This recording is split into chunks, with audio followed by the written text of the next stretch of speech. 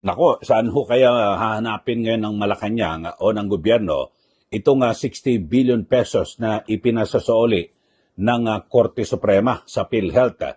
Sa ngayon ho, mga kababayan, ay tila naghahanap po kung saan ho kukuha. Ang pinakamasaklap po rito, mga kababayan, dito po sa 60 billion pesos na kinuha ng gobyerno sa pamamagitan ni dating Finance Secretary at ngayon Executive Secretary Ralph Recto, ay kinuha sa PhilHealth tapos ang matindi ho rito ay ipinampondo sa mga proyektong pang-infrastruktura at partikular itong flood control.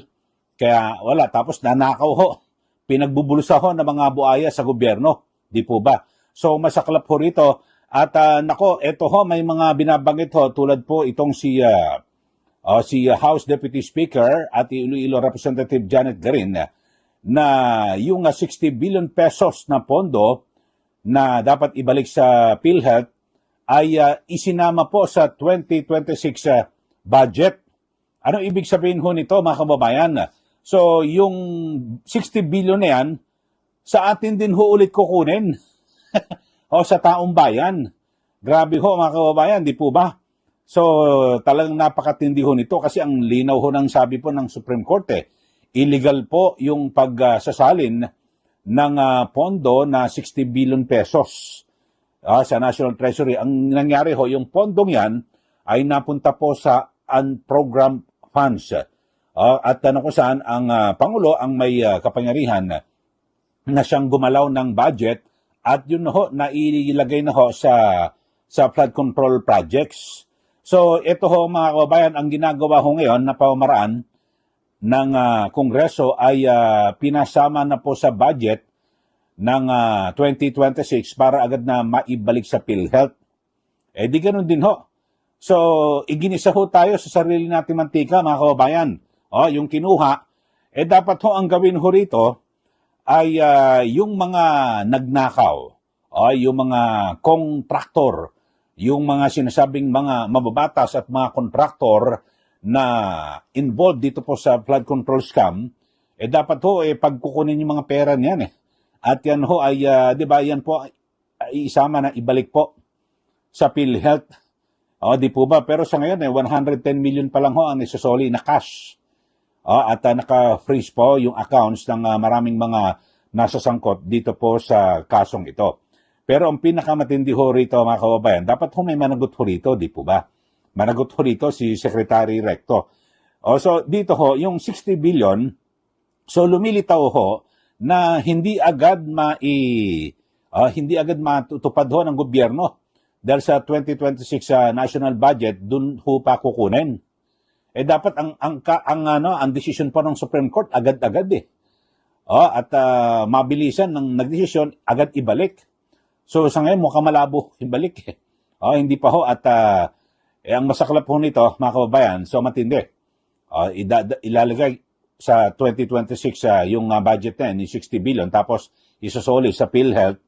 Tapos, ang mangyayari, so magkakaroon tayo ng deficit sa ating pambansang budget dahil sa kukulangin ng 60 billion.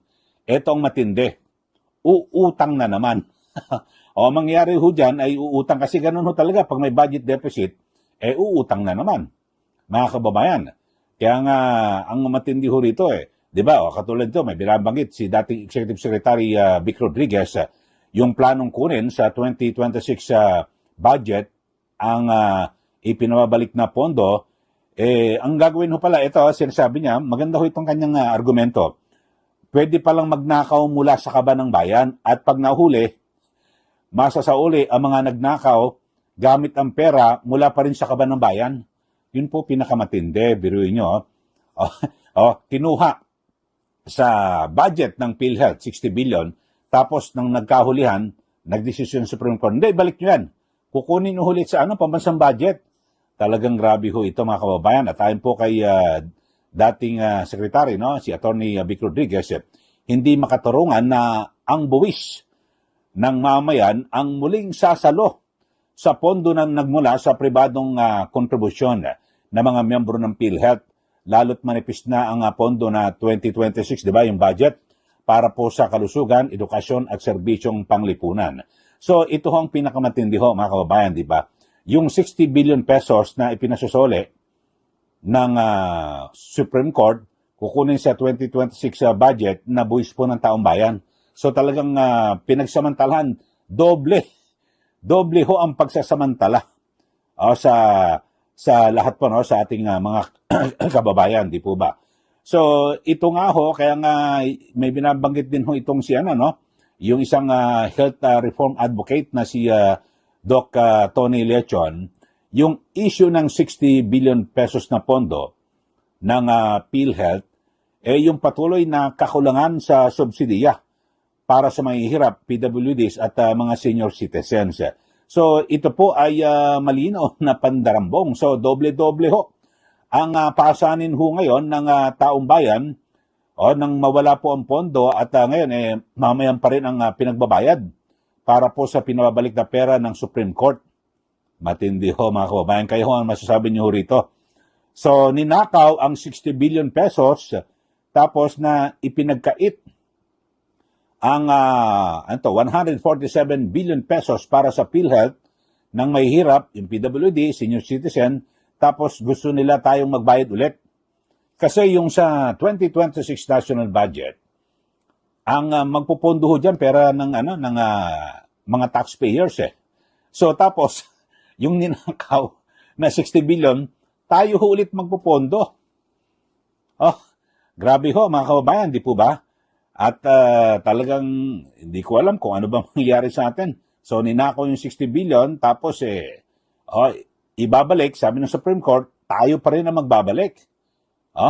Talagang matindi ho. Kayo ho, ano masasabi nyo dito po sa isyong pinag-uusapan ho natin, mga kababayan?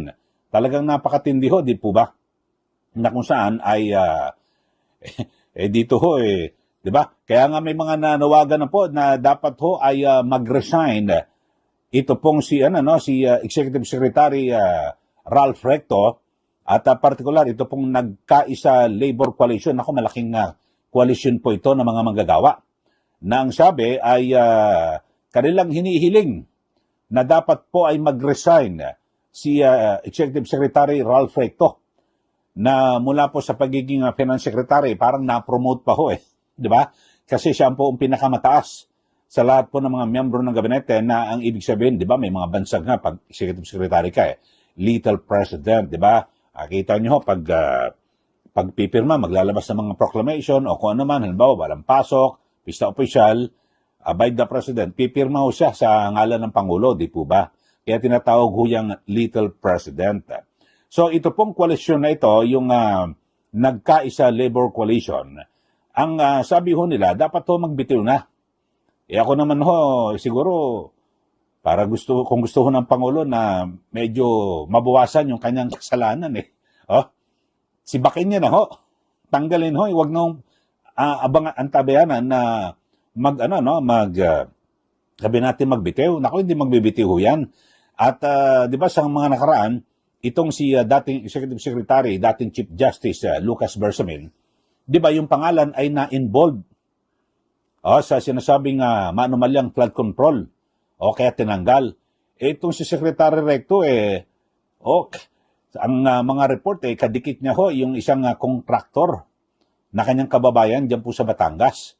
Di umano, no? Kadikit niya raw ho yan. Itong si Congressman Edwin Garjola.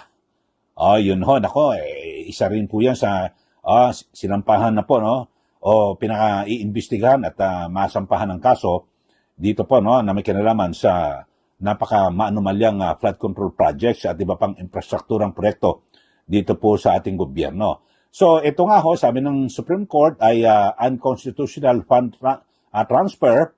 So dapat may pananagutan ho rito itong si Recto at bakit kinuha itong 60 billion pesos. Kaya nga ang sabi nga ho ni retired Associate Justice Antonio Carpio, ito po'y technical malversation. Kahit sabihin mong wala kang kinupit doon sa 60 billion, pero inilipat mo, kasi bataso ito may intention ho yan kung saan dapat gastusin.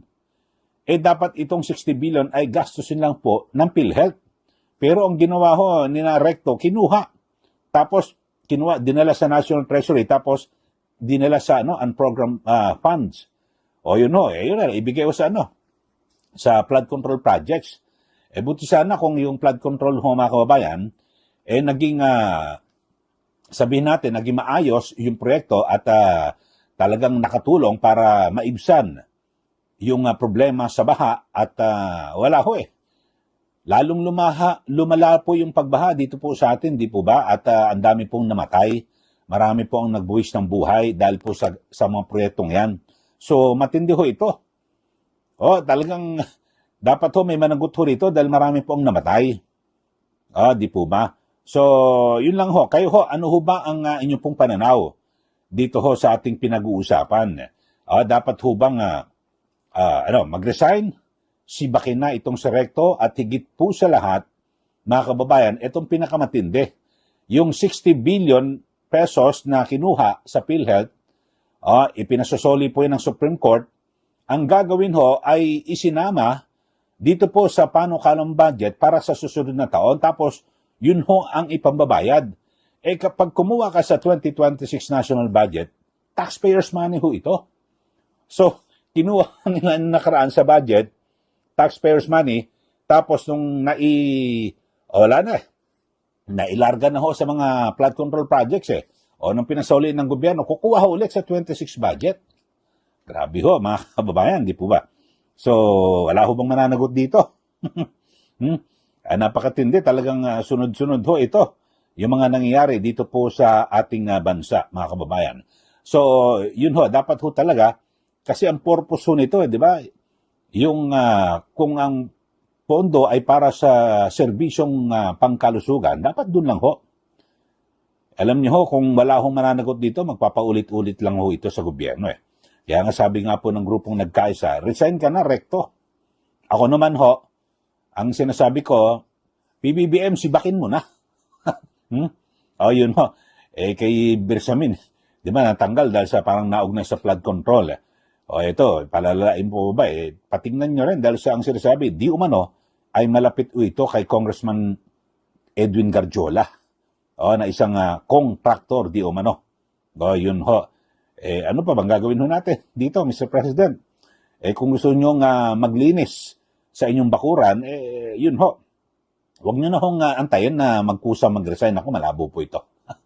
Malabo pa ho sa sabaw ng pusit na mag-resign ho ito dahil sa itong si Recto talagang veteranong politiko. Trapo ho ito.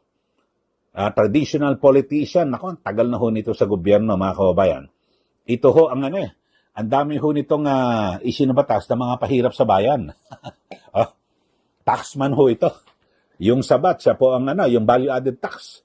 Siya po ang principal author siya ho ang pangunahing may akda nagsulong ng batas na yan Ang dami ho, mga kababayan. At di ba?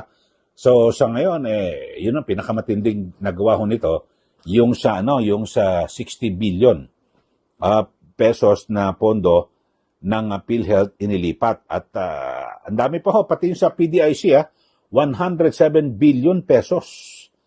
Mga kababayan, ang tinanggal at kinuha, binawi at nilagay sa National Treasury at dinala po sa sa flood control project. Buti sana kung maganda man lang kinalabasan di ba? Ng flood control projects okay po sana. At para yung nakatulong, di ba? Siguro medyo mas hindi pag-iinitan ho ito, di ba, ng taong bayan, pero wala ho tapos nagkaroon po ng anomalya. Alam naman natin na talagang maraming pong nagbulsa ng pondo ng bayan mula po rito sa flood control projects. Tapos meron ho dyan, 60 billion sa PhilHealth na dapat napakinabangan ng mga tao. Alam nyo, yung sa PhilHealth, hindi ho to pera ng ng gobyerno o taxpayers money, hindi ho Pera po yan ng mga contributors, yung mga nagbigay po ng kontribusyon. Katulad ho ako po isang empleyado sa pribadong kumpanya, nagbabayad ho kami ng ng kontribusyon sa PhilHealth. Mga kababayan, at ang ginagawa sa mga nakaraan, nagdadagdag ho ng budget ang gobyerno para sa PhilHealth, para naman kasi meron ho mga binibigyan ho ng tulong ho dyan, kumbaga sa sinasustentuhan di ba? Yung sa mga senior citizen, PWD, so yung mga yung miyembro po ng Porpis, yun ho. Pero yung mga may trabaho at di ba, may contribution ho dyan. Tapos ngayon, dodoble ho tayo magbabayad tayo, yung mga empleyado ho. Pero yung kinaltasan ho tayo nakaraan, tapos kinuha ho ng gobyerno, dinala sa flood control, ngayon sa 2026, tayo ulit magbabayad. Grabe. Kayo ho, sige magbigay ho kayo ng comment dito po sa ating pinag-uusapan ngayon. Ito hong 60 billion, isasama raw po sa 2026 national budget na ngayon ay tinatalakay sa BICAM at inaasang maaprubahan to ngayong linggo o hanggang next week bago bakasyon ang mga mababatas. Tapos itong si Secretary Recto pinapanawagan na mag-resign ng malaking labor group. Ako naman, hindi ako kay Recto na nanawagan, kay Pangulong Marcos. Dapat sibakin mo na, di ba? Kung gusto mo maglinis sa iyong bakuran, di po ba? At wala ko kasi talagang magkaroon po ng sabihin natin talagang matindihong hakbang dito para sa mga susunod ho, wala na pong opisyal na magtatangka na ganyan na ilipat po ang pondo ng taong bayan, di po ba? Yan po itinuturing na technical malversation na kung saan, may kulong ho rito, di po ba? Okay, so sa mga bago lang po sa ating channel, subscribe na po kayo at huwag niyo pong kalimutan na i-like at i-share ito pong ating channel